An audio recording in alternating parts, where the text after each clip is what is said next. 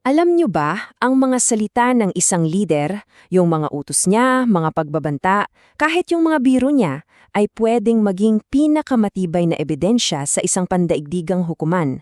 Ngayon yan mismo ang ating tatalakayin. Susuriin natin kung paano ang mga mismong binitawang salita ng isang strongman ang naging sentro ng kaso laban sa kanya sa International Criminal Court. So, heto ang tanong, pwede bang ang mga salita ng isang leader ay sabay na walang kabuluhan pero kasabay din nun nakamamatay?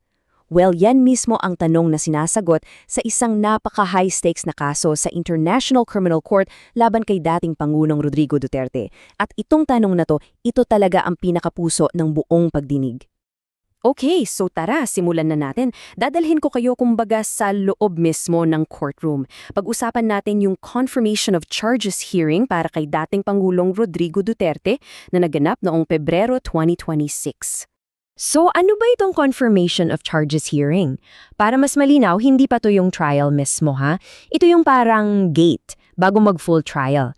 Dito, kailangang patunayan ng prosecution sa mga judge na, hoy, may sapat kaming ebidensya, may bigat tong kaso namin para ituloy. Okay, so ano ba yung kaso ng prosecution? Pinangunahan to ni Deputy Prosecutor Mame Mandiayanyang. Naglatag sila ng kasong nakasentro sa 78 na specific na biktima.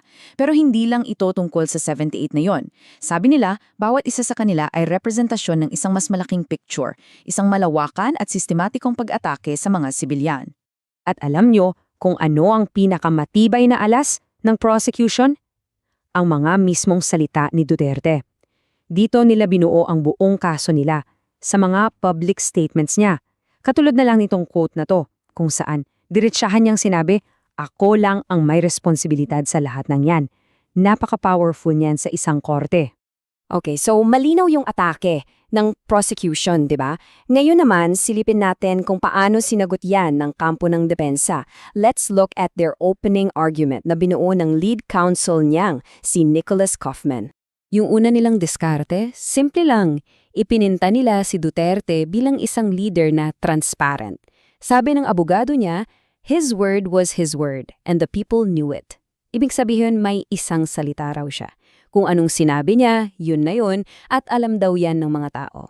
So bakit nila ginawa yun? Kasi ang goal nila ay i-frame yung drug war bilang isang lehitimong polisiya.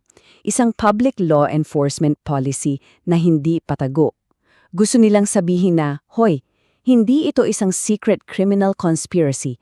Hayagang naming sinabi ang gagawin namin. Pero dito na nagkakainitan. Dahil habang pinapalabas ng prosecution yung mga video, oras-oras na clips kung saan maririnig mo si Duterte na nag-uutos ng pagpatay, biglang-bigla, nag-U-turn ang strategy ng defense. Parang, teka, ano nangyari? Yung dating argument na man of his word biglang binitawan, pinalitan ng bago. At ang bago nilang linya, huwag daw seryosohin ang mga sinabi niya. Kasi hyperbole lang daw lahat yon. Parang pananakot lang, political theater. In short, hindi raw yun totoong utos. At dito na talaga nagsimulang mag-crack ang depensa.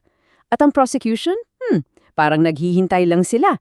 Dito nila inilabas ang kanilang, well, napakagaling na patibong. Tingnan nyo to, dito natin makikita kung gaano kalaki ang naging problema nila. Sa isang banda, sinabi nila, may isang salita siya, seryoso siya sa sinasabi niya. Tapos, bigla, sa kabilang banda, ay wag nyo siyang seryosohin, biro lang yun. Ang gulo, di ba? At itong contradiction na to ang ginamit ng prosecution para durugin sila. Sabi ni senior trial lawyer Julian Nichols at napakalinaw ng sinabi niya, the defense cannot have it both ways. Hindi pwedeng mamangka sa dalawang ilog. Hindi pwedeng ngayon, seryoso siya, tapos mamaya, joke lang pala, lalo na kung buhay ang nakataya. So, matapos nilang ipakita yung contradiction, dito na binitawan ng prosecution ang kanilang ultimate question.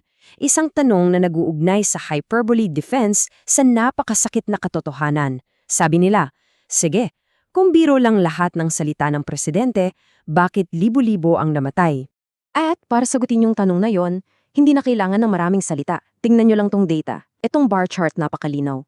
Bago umupo si Duterte, heto yung baseline ng patayan. Nung umupo na siya, boom! Sumirit ng 590% sa unang 2 taon pa lang. So, paano mo sasabihing biro lang yon kung ito yung resulta? Pero teka, hindi pa dyan nagdatapos. Kasi yung hyperbole defense, hindi lang siya palpak. Ito ang matindi.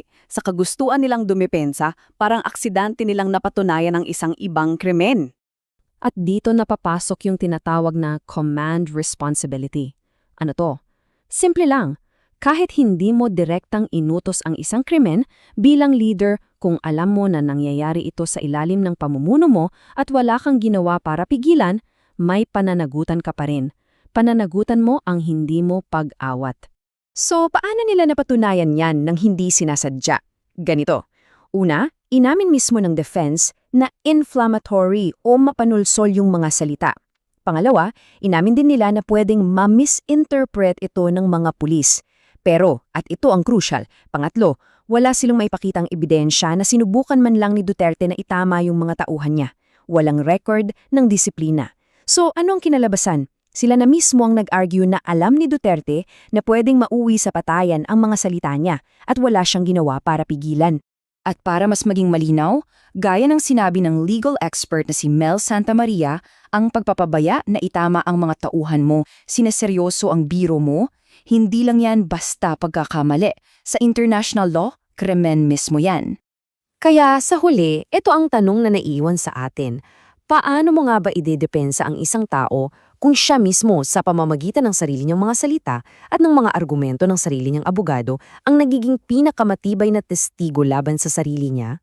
Isang palaisipan na binuo ng isang depensang gumuho dahil sa sarili nitong mga salunggatan.